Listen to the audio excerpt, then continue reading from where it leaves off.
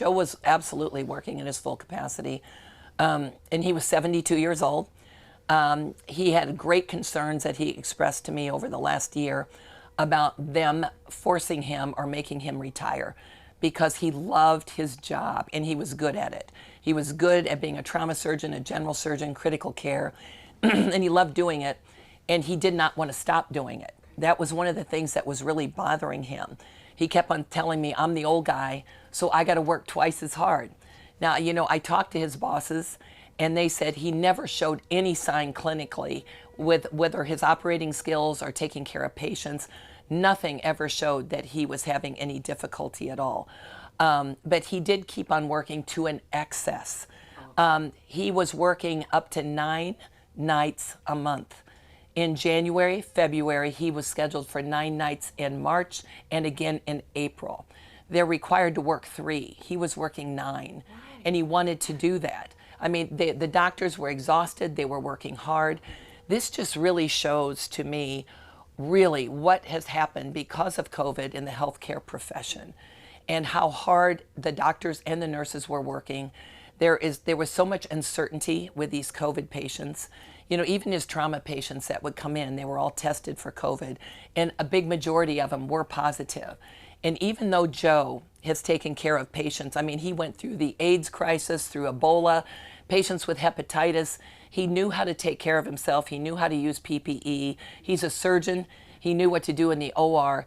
But this was so much uncertainty. And I think I could see him and his personality change. And I thought it was exhaustion. You know, Joe was the one that would work so hard and could fall asleep just like that. He was having trouble sleeping over the last year. And I would say, what is wrong? And he would say, it's COVID. I'm so concerned about my patients, and I'm so concerned about, you know, that the patients would have enough physicians and nurses to take care of them. He had lost 35 pounds in the last year. He wasn't eating the same that he did before. I saw him a little more agitated than he normally is. But we were spending more time together. And that's the thing that really, really throws me, is because I didn't have the events like I had before. And so every evening, if he wasn't working, and he was gone a lot, you know, working the nights that he worked, we would either have dinner together, cook dinner together, or go out to eat together. But I noticed this change in him. I noticed the sleeplessness. I noticed the exhaustion. I noticed agitation. And I said many times to him, I think you need to get some help, and you need to talk to somebody. And he would come back with this, that you read, typical textbook, that no, I can't do that. It's a stigma if I ask for help. I spend my life caring for people and saving people. I don't want anybody to know I need help. And he wouldn't do it. And him and my daughter got into a little bit of an argument, because one day I even brought it up. I said, Joe, both Elizabeth and I have noticed. And I said, we're worried about you, and we're worried about you working so much and taking care of patients. And that made him mad, because he didn't want anybody to know that he was having any issues at all, or anybody would question his ability to take care of patients. So he refused. He just refused to get any kind of help. And, you know, he left a suicide note. I found it the day that I came home about 1:30. It was the worst day of my life. I was with one of my police officers. I was off that day. We pulled into the garage, and his car was in there. And I said, oh, good, hopefully he's home and he is sleeping. And we walked in, and we have a burglar alarm, a security alarm, and it was on. And I said, well, this is odd, because he's home and the alarm is on. And we walked into the kitchen, and there was a note. And the note was brief, but it said, I am failing fast. This is the best thing. And then it said, tell the police to look for me behind the hill on the golf course. And it said, don't you go out there. And that's how we found him. The police officer went out there. She told me to sit. She went out there, came back, and I said, is he out there? And she said, yes. And I said, is he dead? And she said, yes. So that's how we found him.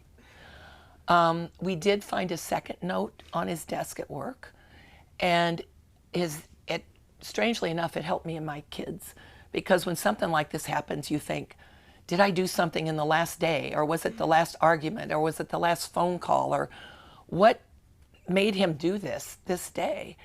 And he had been planning it for some time. There was a note on his desk, and it said, it was sealed. It wasn't written to me, but the letter was to me. And it said, things to leave behind. And it said, my life insurance, my bank account number, things like that. And then it was a letter to me. And he told me how much he loved me. And he told me how much he loved the kids. And he told me to take care of my dogs because he loved my dogs. And he said, then there was that depression. Sorry for all the grief I caused you. He didn't cause us any grief. This was all a part of his depression. And it was all internal, that he was causing us some sort of grief, and it wasn't at all. And that's what was so strange about it. But strangely enough, it was like a love letter to me. And he said, I want you to be happy.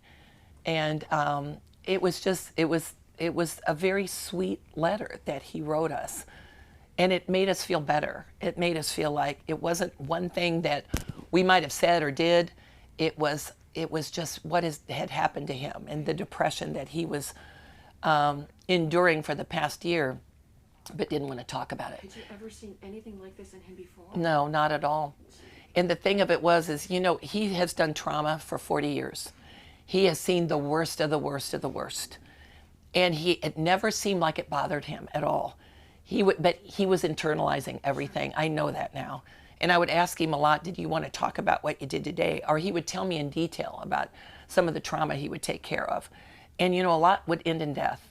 And he never seemed like it bothered him. But I know after 40 years of seeing things like that, it really did. And, as a nurse, a former critical care nurse that used to work with him, I really, really noticed the change. And I really tried to get him to agree to get help, right. But he really just refused. You can't make a grown man get help, right? No. I mean, that's... No, and he didn't want anybody to know, because again, he was afraid. I think that him being older, he was afraid of retirement. Just really bothered him. Doing trauma surgery and critical care is his identity. Sure. And, I know that from the cards and letters that I've received.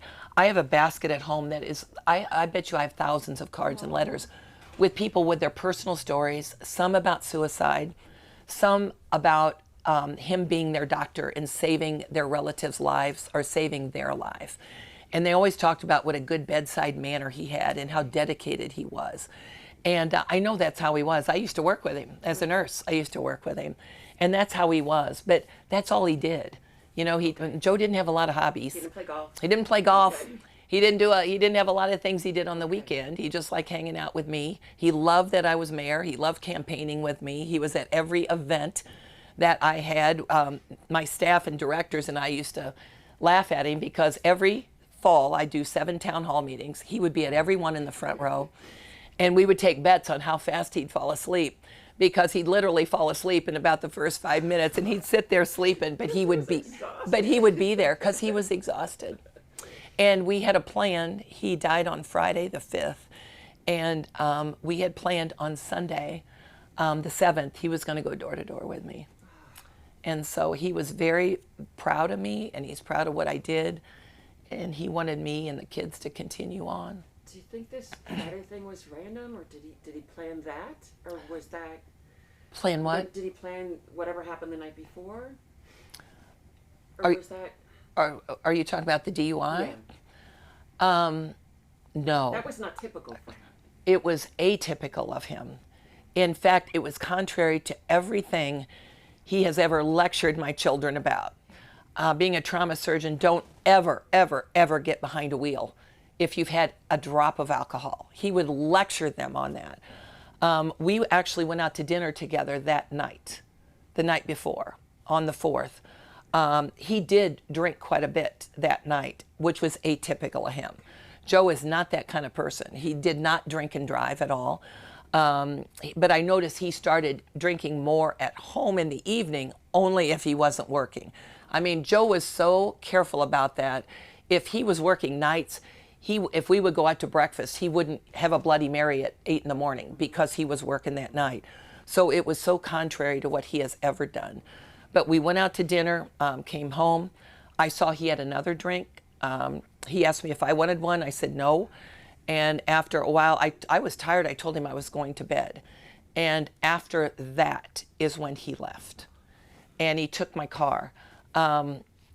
He called me that night.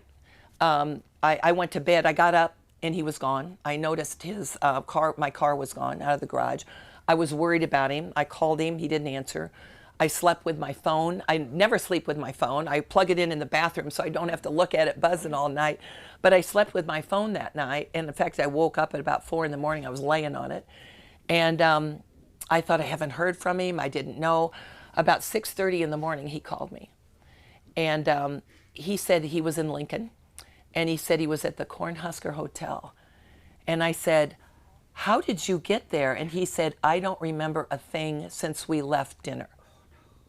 He said, I don't remember a thing. But he said, I was arrested, is how he put it.